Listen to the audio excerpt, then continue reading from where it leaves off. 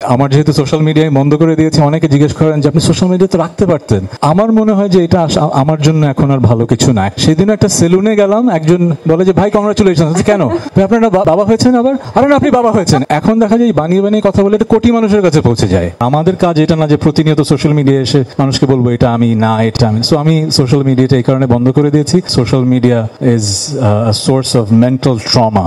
Social মিডিয়াতে যেটা হয়, অনেকে বিশ্বাস করে অনেকে বিশ্বাস করে না, যে নজর লাগে। মানুষকে দেখানোটা আমাদের গোল হওয়া উচিত না। আমি একটু পড়াশোনা করব, কারণ আমার এই বয়সে এসে মনে হয়েছে যে পৃথিবীর প্রত্যেকটা মানুষের জীবনে অধ্যায় থাকে না। প্রথম অধ্যায় মনে করে যে আমি কিছু জানি না, অনেক প্রশ্ন।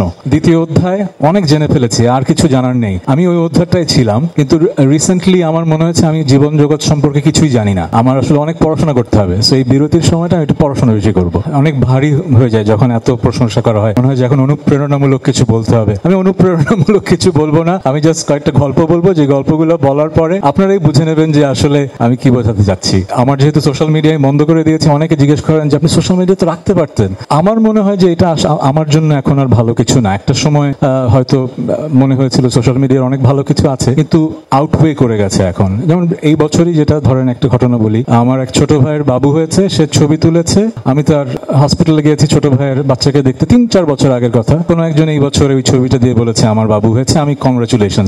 সেদিন একটা সেলুনে গেলাম, একজন বলে যে ভাই কংগ্রাচুলেশন। কেন আপনার বাবা হয়েছেন? আবার বলছেন না তো। আরে না, আপনি বাবা হয়েছেন। অ্যাজ ইফ মানে আমার চেয়ে উনি বেশি জানেন। কারণ আসলে হয় কি, মানুষ যখন এসব দেখে ছড়িয়ে যায়, ওটাই বিশ্বাস করতে শুরু করে। পরে যখন সত্যটা আসে যে না এটা ভুল নিউজ, ওইটা আসলে মানুষ দেখে না। যেরকম কয়েকদিন পরপরই একটা ছবি দেখতে পাচ্ছি রিসেন্টলি, আমি আমার মায়ের বাসায় মুভ করেছি, আমার মায়ের শরীর খারাপ। একজন প্রতিবেশী, তার পরিচিত একটা ছেলে, বড় চুল, তারা হয়তো আত্মীয়, তারা আমার সাথে ছবি তুলতে দেখা করতে বাসায় এসেছিল, ছবি তুলেছে। পরদিনই দেখি তারা আমার আত্মীয় হয়ে গেছে। তার এখন এই ছেলেটার লাইফেও তো পরেও আর জীবনে দেখেনি, একদিনই প্রতিবেশী হিসেবে বাসায় এসেছিল। প্রতিনিয়ত 4 মাস পরপরই একটা ভাইরাল হচ্ছে যে এটা নাকি আমার আত্মীয়, এই মহিলা নাকি আমার আত্মীয়।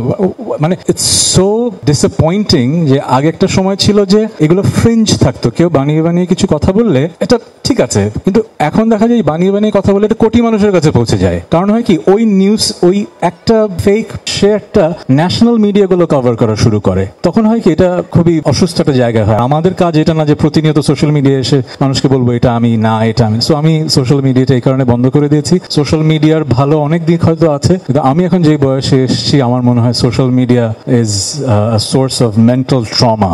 সো আমি যারা নতুন বিয়ে করবেন তাদের বলবো, সোশ্যাল মিডিয়াতে যেটা হয়, অনেকে বিশ্বাস করে অনেকে বিশ্বাস করে না, যে নজর লাগে। আমি কোনো কুসংস্কার ছড়াতে চাই না, বাট পরিমিতি বোধে যেন থাকি, আমরা যেন পরিমিতি বোধে থাকি, যে সোশ্যাল মিডিয়াটা আসলে মানুষকে দেখানোটা আমাদের গোল হওয়া উচিত না, নিজের মানসিক প্রশান্তিটা গোল হওয়া উচিত। মানুষকে দেখানোর জন্য যখন আপনি অনেক কিছু করবেন, সেটা বিয়ের আয়োজন হোক আর হোয়াট এভার হোক, এটার নেগেটিভ রিপারকাশনস থাকে। সোশ্যাল মিডিয়াটা কেয়ারফুলি ইউজ করবেন।